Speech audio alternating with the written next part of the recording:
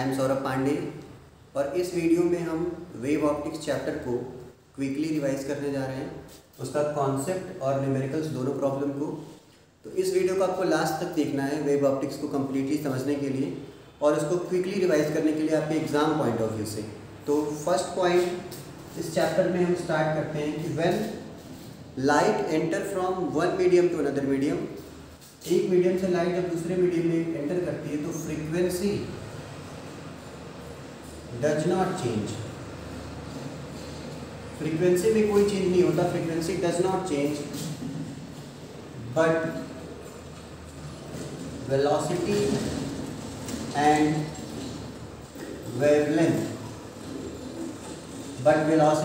Wavelength change.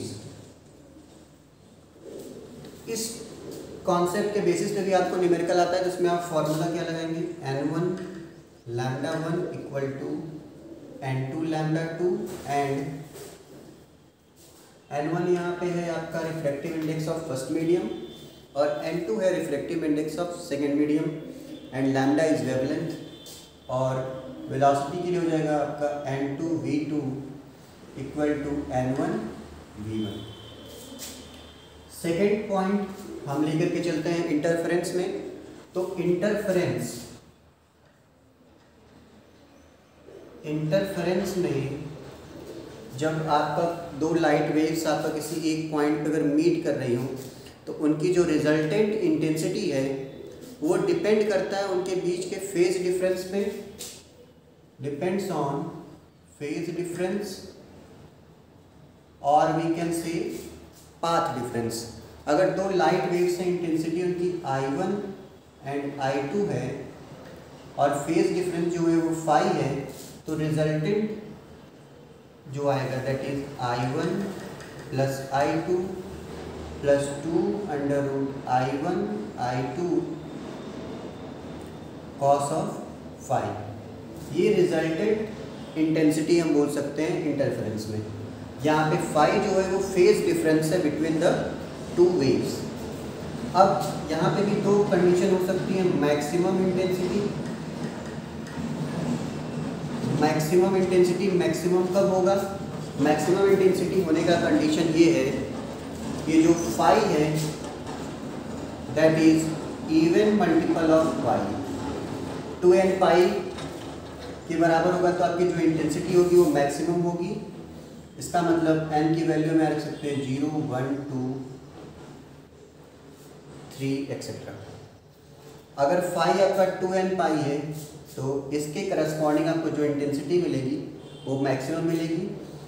और phi phase difference और path difference में रिलेशन होता है 2 pi upon lambda into path difference, यहाँ हो जाएगा 2n पाई।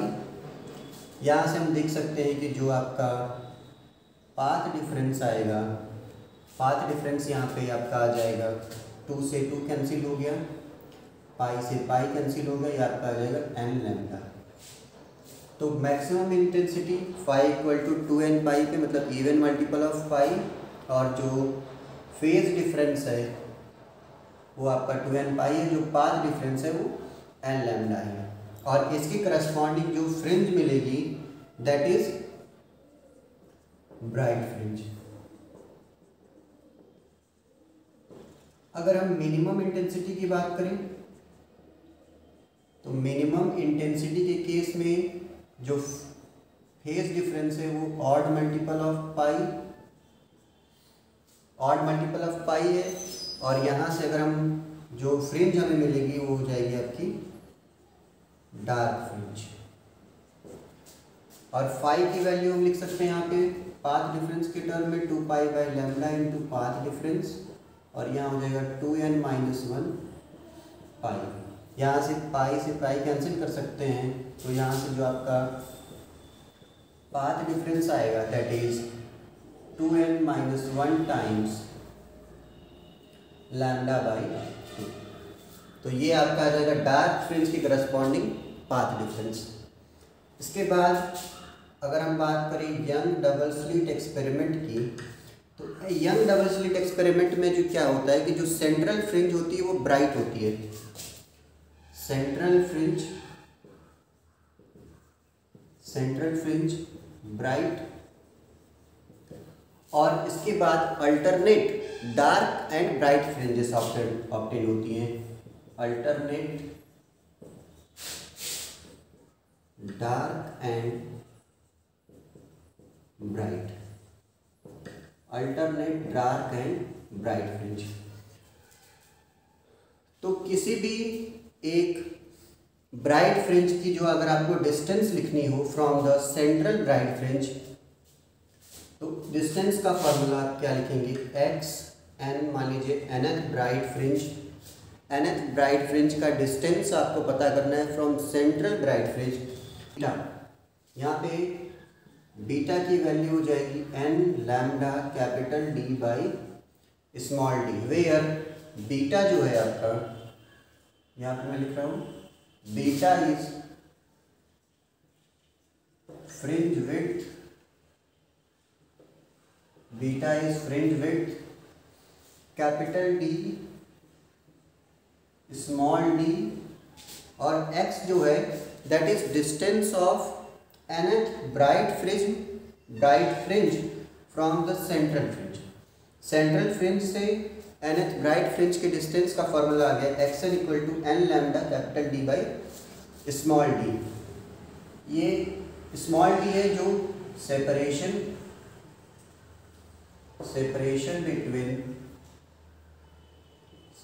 बिटवीन स्लिट्स, दोनों स्लिट के बीच में कितना सेपरेशन इस तरीके से होता है आपका, स्लिट के बीच का सेपरेशन कितना है, कैपिटल डी जो है वो स्लिट से स्क्रीन के बीच की डिस्टेंस कितनी है, वो distance between slit and screen, ये वाली जो डिस्टेंस होती है बिटवीन स्लिट एंड स्क्रीन, यहाँ पे स्क्रीन लगाते हैं और इस तरीके से हम इंटेंसिटी ऑब्टेन करते हैं। तो ये जो डिस्टेंस होती है दैट इज कैपिटल डी, और यहाँ पे जो डिस्टेंस है दैट इज स्मॉल डी। इसके बाद बढ़ते हैं हम आगे, और भी पॉइंट्स लेकर के आएंगे। लिखा कि अगर आपको डिस्टेंस लिखना है nth ब्राइट प्रिज्म का फ्रॉम द सेंट्रल प्रिज्म, तो एक्सन इक्वल टू फॉर्मूला आ गया आपका n lambda capital D by small D. अगर डार्क फ्रिंज के लिए लिखना हो डिस्टेंस, तो इसको हम मान लेते हैं x m that is equal to, अब यहाँ पे हो जाएगा आपका 2n माइनस 1 बीटा बाई 2। ये हो जाएगा, बीटा की वैल्यू क्या है, lambda capital D by small D, तो ये हो जाएगा 2n minus 1 lambda capital D upon small D, और यहाँ पे 2 थीटा। तो ये एक्स एम जो आया है दैट इज, यहाँ पे भी हम लिखना पड़ेगा फिर, that is the distance of mth dark fringe from the central fringe. यहाँ पे 2 से हम डिवाइड भी कर सकते हैं, 2 से डिवाइड कर देंगे तो हो जाएगा n minus half lambda capital D by small D, या हम लिख सकते हैं n माइनस हाफ बीटा। इसके बाद अगर दो जो इंटरफेरेंस या दो जो इंटरफेरिंग वेव्स हैं उनका amplitude small a1 and small a2 है, तो जो मैक्सिमम एम्पलीट्यूड, या हम बोल सकते हैं अगर ब्राइट फ्रिंज के लिए अगर हम एम्पलीट्यूड फाइंड कर रहे हैं तो that is a equal to होता है आपका a1 प्लस a2 का स्क्वायर। और थर्ड नेक्स्ट पॉइंट ये है कि intensity that is proportional to amplitude का स्क्वायर। तो यहाँ से हम इंटेंसिटी अगर लिखें तो ये हो जाएगा आपका I equal to under root I1 plus under root I2 का होल स्क्वायर, ये टर्म आ जाएगी। अगर ये जो हमने लिखा, मतलब ये मैक्सिमम इंटेंसिटी के लिए लिखा ब्राइट फ्रिंज के लिए।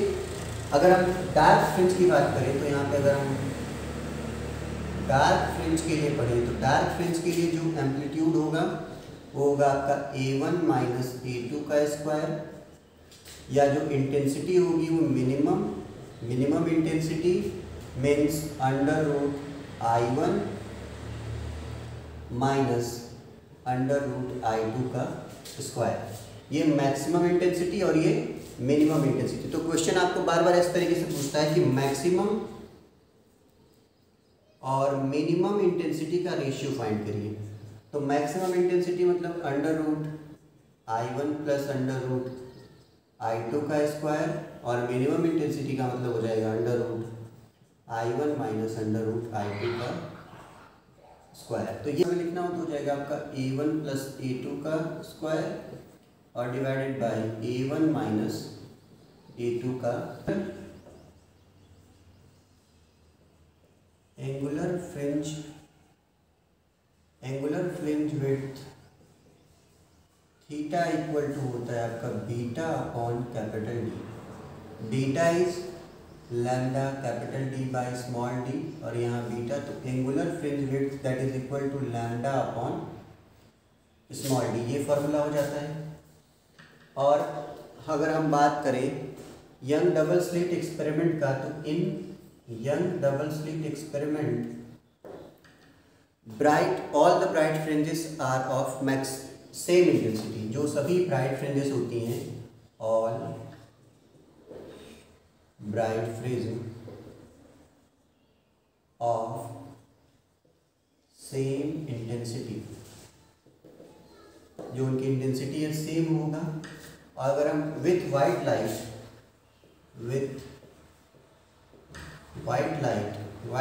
के साथ with white light central fringe is still white. जो सेंट्रल फ्रिंज है, central fringe white but all others are coloured, but all others are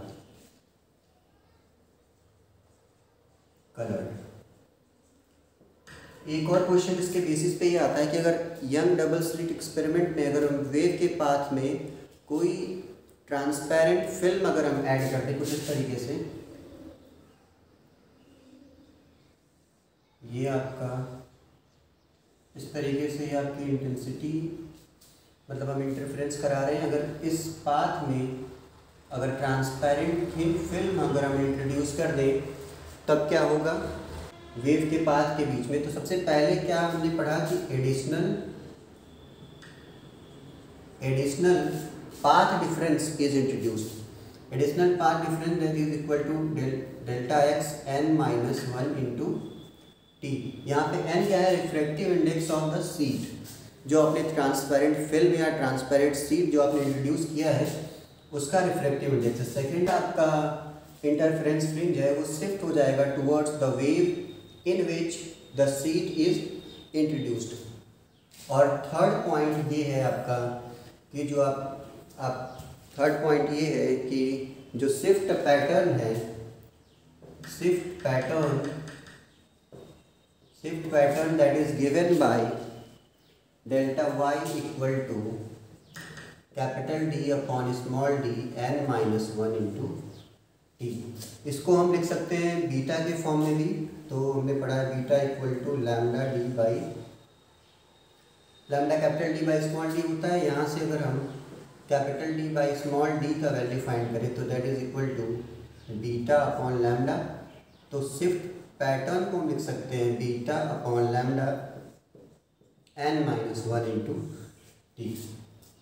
तो ये तीन चीज़ें हमको देखने को मिलेगी अगर हमने किसी इंटरफेरेंस वेव के पाथ में अगर आपने ट्रांसपेरेंट फिल्म को इंट्रोड्यूस कर दिया। तो सबसे पहले additional path difference delta x n minus 1 into t, n आपका क्या है, रिफ्रैक्टिव इंडेक्स है, और शिफ्ट पैटर्न का फॉर्मूला ये हो जाता है। इसके बाद